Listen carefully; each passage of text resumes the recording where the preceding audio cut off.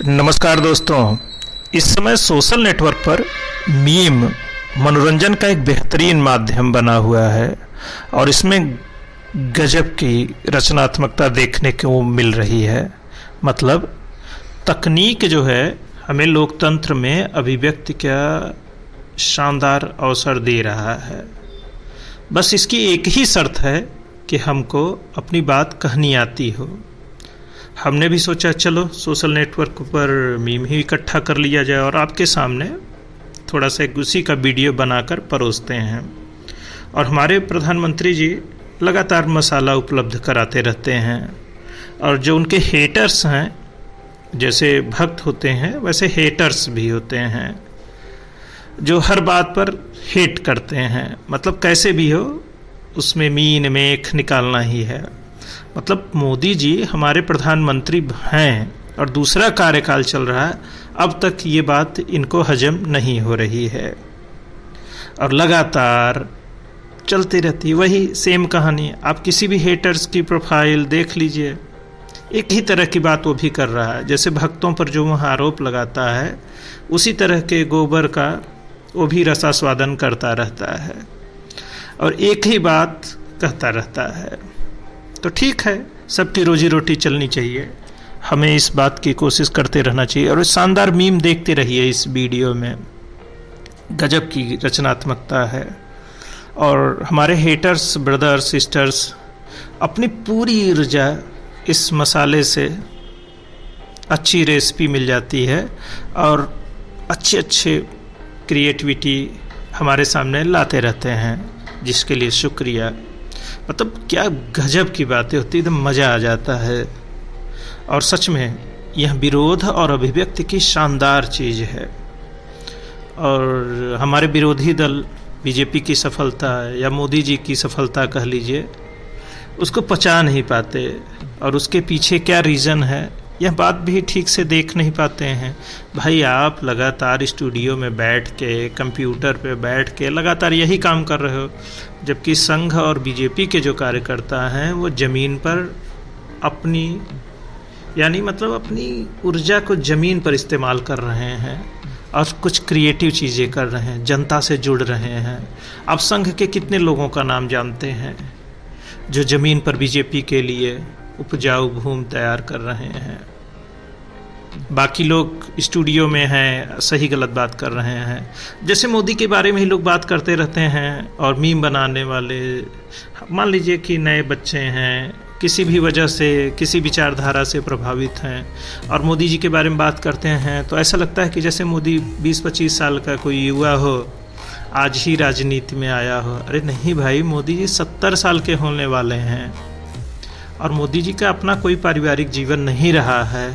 वो संघ के लिए काम करते आए हैं, प्रचारक की भूमिका में रहे हैं और संघ में प्रचारक किस तरह से बनता है, किस तरह से त्याग करता है, किस तरह से संघर्ष करता है। आप उससे नफरत कर सकते हैं, करिए, आपकी मर्जी है, लेकिन वो किस तरह का जीवन जीता है, किस तरह का संघर्ष करता है और उसके अध्ययन या फिर भारतीय समाज को देखने सीखने की प्रक्रिया क्या है, यह भी जान ले तो कोई हर्ज नहीं है।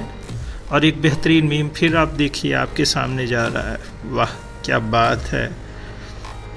तो फिर आपको स्टूडियो में भी बीजेपी वाले संबित पात्रा को उपलब्ध करा देते हैं जो आपकी हर बात का बहुत अच्छे से जवाब दे देता है।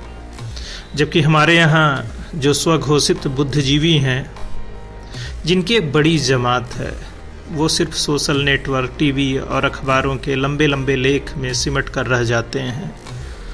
और सरकार भी बहुत तेज है, शातिर है। आलोचनात्मक शब्दों का भी आप इस्तेमाल कर सकते हैं कि इन बुद्धिजीवियों के बौद्धिक बाजार को भी वह धीरे धीरे रिप्लेस कर रही है।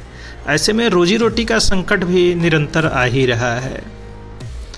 हमारे यहाँ यह बुद्धिजीवी जो खुद को उदारवादी, सेकुलर और लगातार देश की चिंता करते रहने वाला समूह मानता है और सामाजिक ताने बाने के टूटने की बात उसे तभी दिखाई देती है जब एक ख़ास तरह के नरेटिव में चीज़ें फिट होती हैं। मतलब उसमें भी एक सेलेक्टिव ट्रुथ उसका चलता रहता है। खैर ये भी अपनी जगह है और वो अपने विरोधियों को उसी लोकतांत्रिक मूल्य से जुड़े हुए अधिकार नहीं देना चाहता। उनकी बात, अभिव्यक्ति, आलोचना को वह उतनी अच्छे से नहीं स्वीकार करता। हालांकि खुद को उदारवादी कहता है, लेकिन इस उदारवाद में भी उसकी गजब की कट्टरता है। जहाँ पर दूसरे के लिए जगह नहीं है, दूसरों की बातों को नहीं सुनना चाहते हैं, तो फिर ये उदारवाद किस बात का। खैर, सरकार भी काफ़ी आक्रामक रहती है इनको लेकर और हर बात का जवाब देती रहती है। और जब किसी के आर्थिक संसाधन छीनते हैं तो मरोड़ उठना तो स्वाभाविक ही है। तो हमारे जो पुरानी बुद्धिजीवी, जिनकी रोजी रोटी और लेखन का व्यापार बहुत अच्छे से चल रहा था, वह इस सरकार ने काफ़ी हद तक तोड़ा है और एक दूसरे बुद्धिजीवियों से उसको रिप्लेस किया है। तो फिर सोशल नेटवर्क पे मनोरंजन के मज़े लीजिए, और यह कोई नई बात नहीं है। और आप विरोधी दल से हों या हेटर्स हों, तो सोशल नेटवर्क पर ऐसे ही रचनात्मकता दिखाते रहिए और भक्तों को गरियाइए, भक्त आपको गरियाएं। मतलब समर्थक और विरोधियों के बीच जैसे जो युद्ध हो रहा है, होते रहना चाहिए। अब वो सोशल नेटवर्क पर ही हो रहा है, बाकी देश में कोई समस्या नहीं है। जो बड़ा मतदाता समूह है और लोग हैं, उनको पता है क्या हो रहा है, उनके रोजी रोटी से जुड़ी कौन सी चीज़ें हैं, कहाँ पे दिक्कत आ रही है, वो सब देख ले रहे हैं। बाकी आप लोग या हम लोग कह लीजिए, सोशल नेटवर्क पर अपनी चिंता से देश को बचाएं। अब तो चिंता भी इतनी ज़्यादा मत करिए भाई, उससे भी देश को बचाने की ज़रूरत है। प्लीज़ अब चिंता मत करिए, मज़े लीजिए और अच्छे मीम बनाइए। और इस बेहतरीन मनोरंजन के लिए सोशल नेटवर्क से भाई ऐसे ही तस्वीरें डाउनलोड हो जाती हैं, बिना अनुमति के ये वीडियो बनाया गया है, उसके लिए माफ़ी चाहेंगे।